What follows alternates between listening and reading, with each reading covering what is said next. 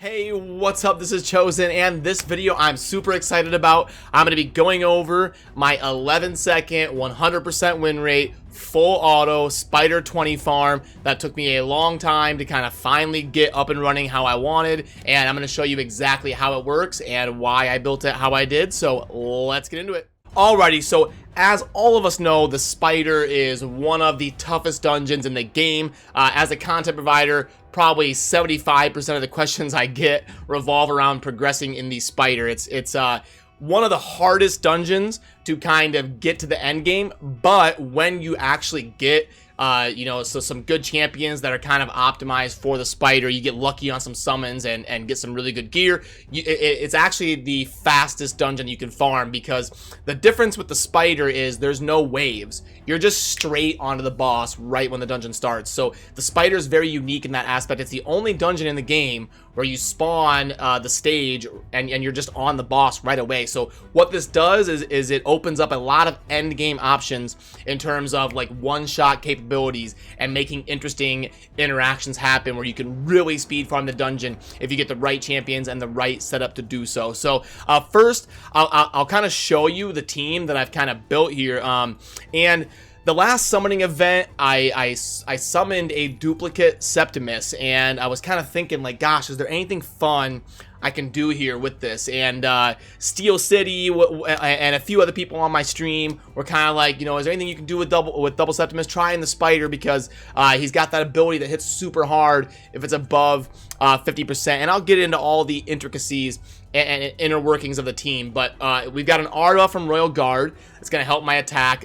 I'm in a speed farming scenario, so I don't really need defense, and I don't need speed because I've got enough speed in my champions based on having good enough gear. So just going with the attack aura, because why not? The attack actually doesn't help a lot in this scenario. Most of my damage in this team is scaling off of enemy max HP and crit damage, so attack admittedly not super useful, but it's better than nothing. So then we've got Ghostborn is going to be my debuffer that I'll get more into exactly why I'm using Ghostborn, and then my double Septimus are going to go so that they can both hit when the Spider is above 50% HP, and it makes them hit that much harder. Then my Royal Guards are going to come in and clean up because they've got the AoE enemy max HP ability.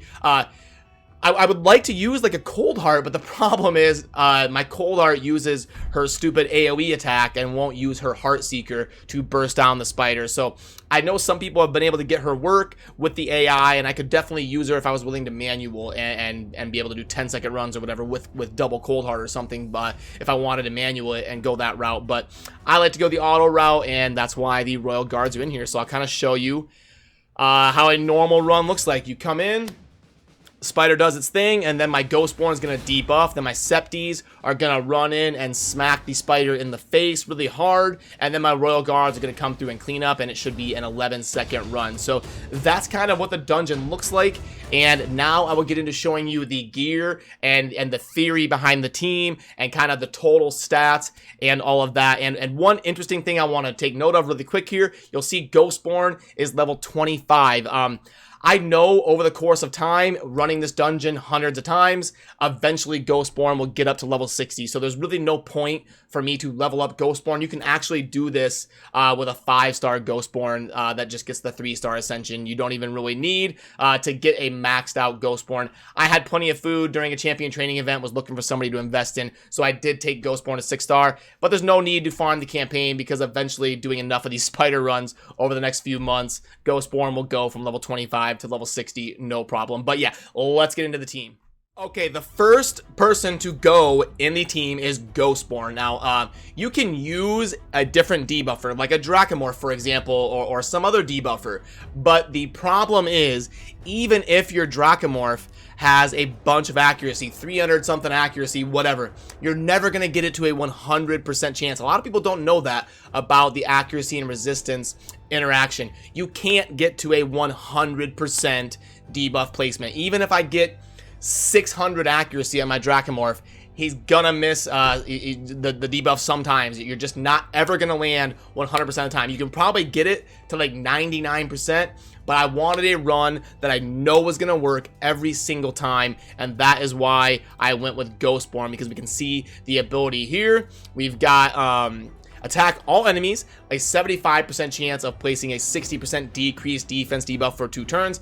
And the important part, this debuff cannot be resisted. So I don't need accuracy. All I had to do was spend enough books to get that last 25% of debuff chance to take it from 75 to 100. And now I have a debuff that cannot be resisted. It will work 100% of the time, and I know I have no RNG in my spider run, and that's kind of my end game goal on my team, was to have no RNG. You'll see on my Septimus masteries, my Royal Guard masteries, that's why I went with crit damage instead of Helm Smasher. Helm Smasher is an amazing mastery, and it makes them hit super hard, but I don't want RNG. I don't want to get into a situation where all of my DPSers don't get Helm Smasher procs and it causes me to fail like 1 time out of every 100 runs or something. I wanted a run that is no RNG, 100%, it's guaranteed to work, and that's why I kind of made decisions based around that, and that's why Ghostborn is in the team. We also get a 50% increased attack buff on all allies for 2 turns. Like I said when I was discussing the Royal Guards, not a huge deal, but hey, it helps. They're going to hit a little bit harder because of that. So a very tailor-made ability for an endgame spider strategy is this Ghostborn A3 that is the irresistible, I never know how to say that. Anyway, the debuff that can't be resisted and increases attack as well. Now, in terms of gear on Ghostborn, obviously in my setup, Ghostborn has to go first. So we want a ton of speed. I didn't even have to take any of this gear to level 16 or anything because I don't use Ghostborn anywhere else. This is a specialized strategy that I'm using Ghostborn in. So I just got some introductory speed pieces, got my speed up to a decent number, 230 something, and then make sure he goes first and places that debuff, and that kind of covers the extent of what I need on Ghostborn. I don't really need any masteries or anything, and I just need to spend enough books to get this buff chance to 100%. I don't need the cooldown or anything on him. So next up in the rotation is going to be my double Septimi. However you say that. But both of my Septimus are going to be going after Ghostborn. And this is the first Septimus I built, and I built this Septimus to be my general utility that I can use for faction wars.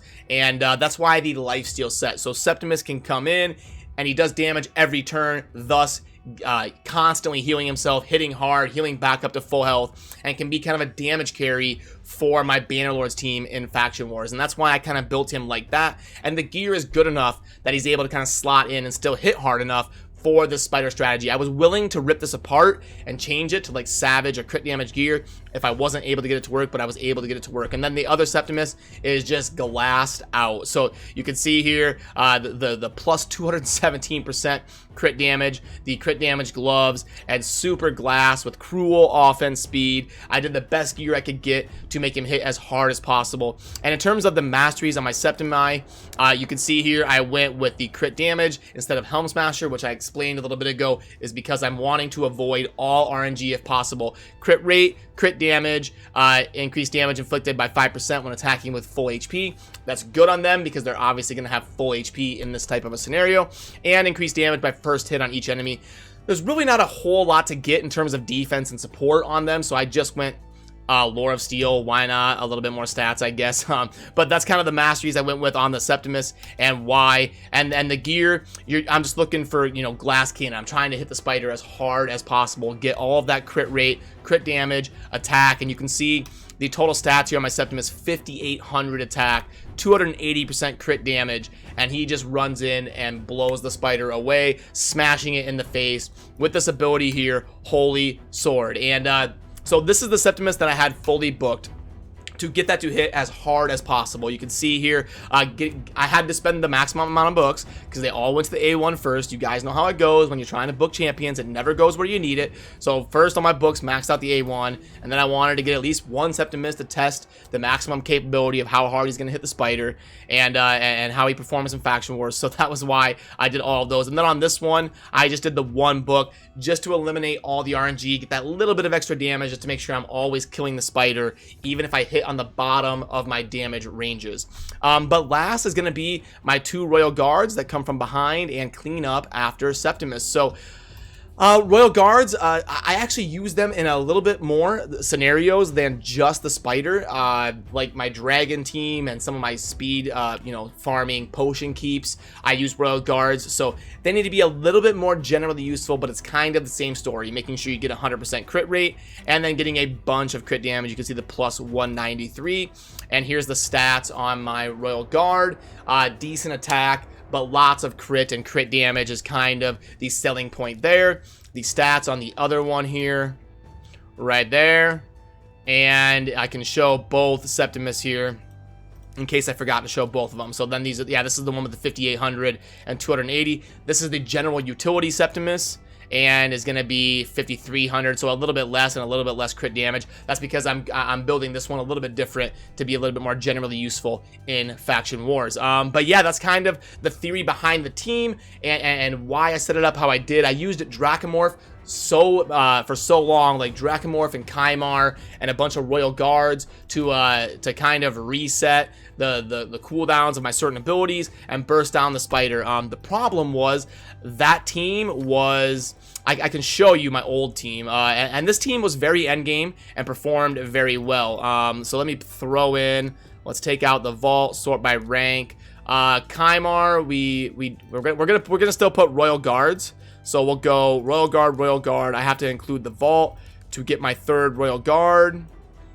And Magic, Epic right here. And then what I did was I just went Dracomorph and Prince Kymar. And this team performs really well. It's my old team. It's going to be about 20 to 23 seconds depending on RNG. But the problem is Dracomorph lands the debuff about 95% of the time. You can see right there he landed both of them. So it's going to be a smooth run. We're going to come through with RG, reset, and RG to clean up. One of my RGs is slower than the Kymar because since changing this team, I did that to speed up my dragon runs. Having that Royal Guard with a different speed helped out there. But yeah, this team was super good, and it was a 100% win rate because even if Dracomorph missed the debuffs, my Kymar would reset and give me another chance to go. So I would be able to get it would be either like 19 or 20 seconds or 22 or 23 seconds, depending on the Dracomorph landing the debuff and if I need to go a second rotation or not. But this team was very good and performed for many months very well for me. But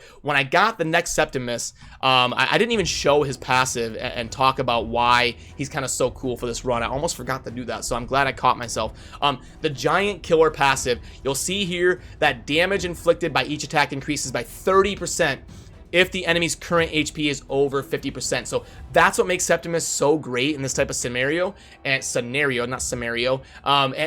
why I wanted his speeds to be above the Royal Guards to go first before them, because Septimus, they can get in both their attacks when the spider is above that 50% HP threshold, and that is why he hits so hard and is able to kind of burst it down, and why I kind of thought to theorycraft a team like this in the first place. So I was able to go from like an average clear time of 20 or 21 seconds to 11 seconds. So I basically cut my spider farm in half by getting that double Septimus and kind of building my team around that. So let me put this one away, and let's go back to our old team here. So we've got the double Royal Guard, Ghostborn, and double Septimus. And so this is the team, why I designed it, and how it works, and how it cut my spider farm in half. And I think this is basically as good as I can get with a spider team, and it's probably going to be the one I am using for the foreseeable future, for the next many months, in terms of being a 100% win rate, full auto, no RNG, gonna work 11 seconds every time. So yeah,